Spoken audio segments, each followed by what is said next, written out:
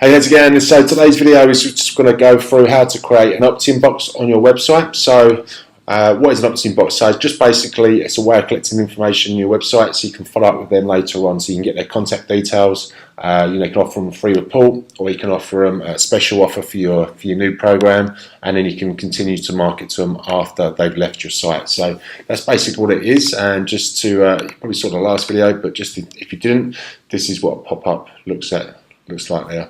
So okay, we're just going to put one onto the website. So there is a free plugin you can use. It's called Pop-Up Alley, and there's a free version of this plugin. So that's one we're going to use today. Okay, I'm just in the wrong bit. So to download it, what you do is you come over to plugins, click on Add New, and then put it into the search box.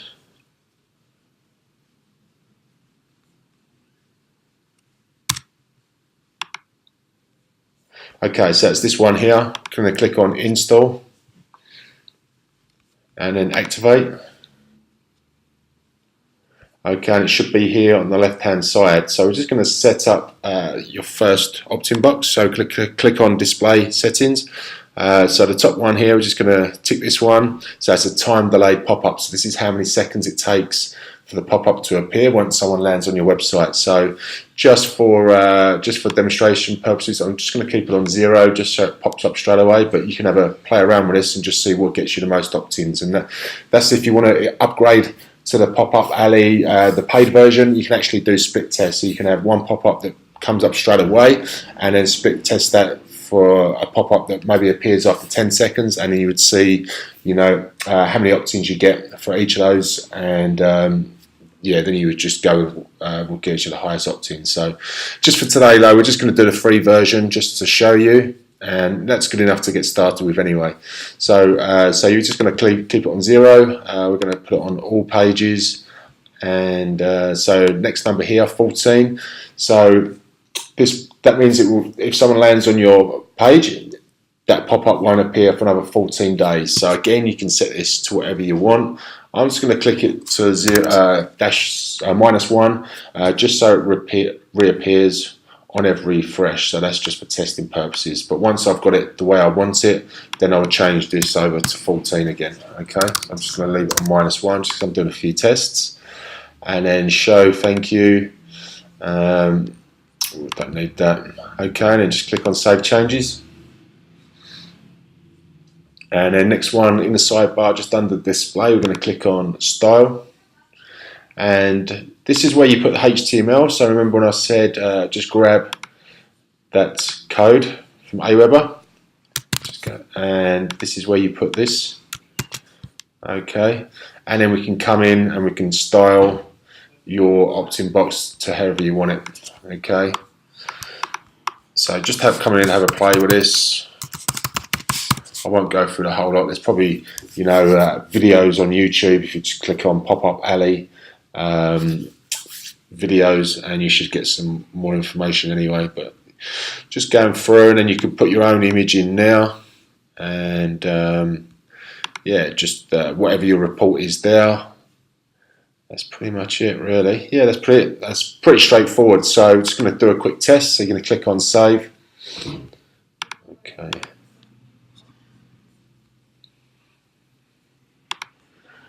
Alright, so this is the first pop-up. So this is how it will look, and then just going to do a quick test.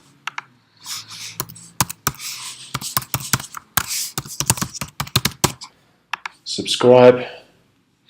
Okay, and then someone should have gone through to your list. For some reason it's not gone through to the thank you page.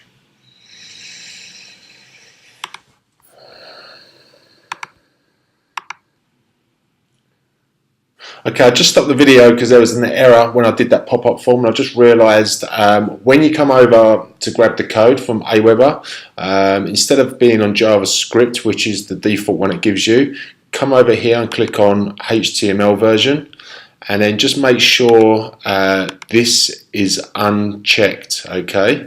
And then we're going to grab this piece of code. We're just going to put this into a text doc again.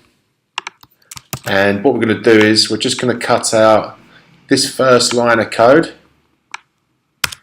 Okay, so it should start with form, and we're going to cut out that last piece of code, so it should finish on form as well. Okay, so you're just going to grab that, and then like before, we just put that into there. Okay, so once that's done, just to do that test again, should work again now. Okay, so someone comes to your website, they click to join your email list, and then all they got to do is they go in and confirm. So what we do is I'm going to head over to Aweber now, and then I'm going to show you how to send your first email. So before we head over to Aweber, I just actually realised something. To get that thank you page like I was talking about earlier, so after they opt into your list, you can take them to a specific page, and then you can have your, your welcome video or your report on that thank you page. To do that, what you do is see this here, so it says show thank you page. Just click on that, and then you would just click on the thank you page what you want to appear. So I just wanted to add that in quickly before we head over to Aweber. Okay, so I've just come back into Aweber, and this is the dashboard. As you can see, the subscribers there, that's number one, that was my test one, and here's the list name, so that was the example list that we built earlier, and that's the one subscriber. So what we're going to do is we're just going to go in and create a message, and we can use the drag and drop for this. So what you do is, I'm not going to go into too much detail with this because Aweber's got heaps of tutorials that you can go through and check anyway, but what you do is, you can drag and drop. If you want to put a video into your email, you put it in now. You've got, different buttons, images. You can add all that in. So, yeah, just go through the tutorials on Aweber, and then we go click on insert your subject here. Okay, so that might be your welcome email, or if you're doing, whatever. And then you can click on save and exit.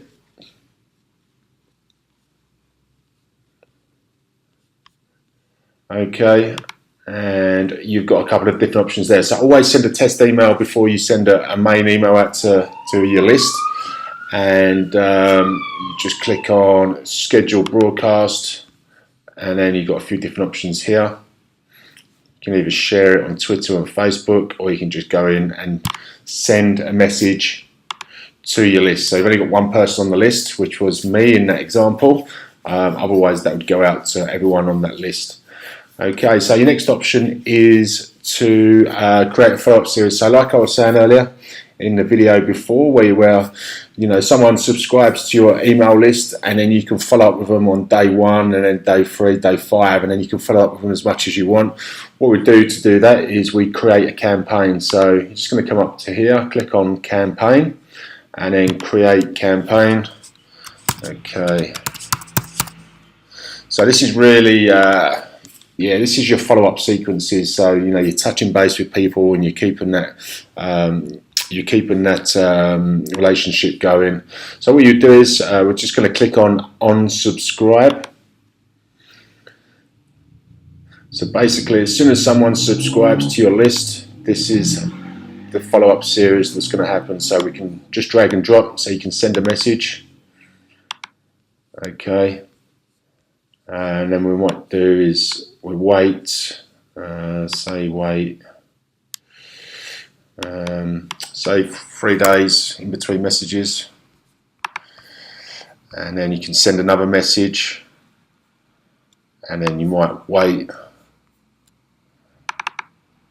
say 4 days, and then send another message, and you can build that out as much as you want. Over time, as you're writing articles and blog posts, you can just go in and add them to your campaign as you're doing it, and so that way, as you're building your list, you can also build out your follow-up series as well. So you can just keep on doing this. I won't go into too much detail with this.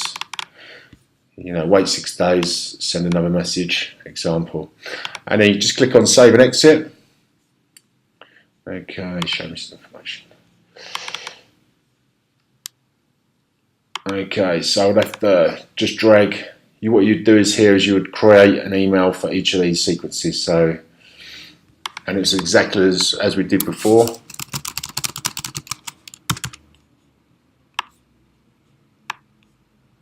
Okay.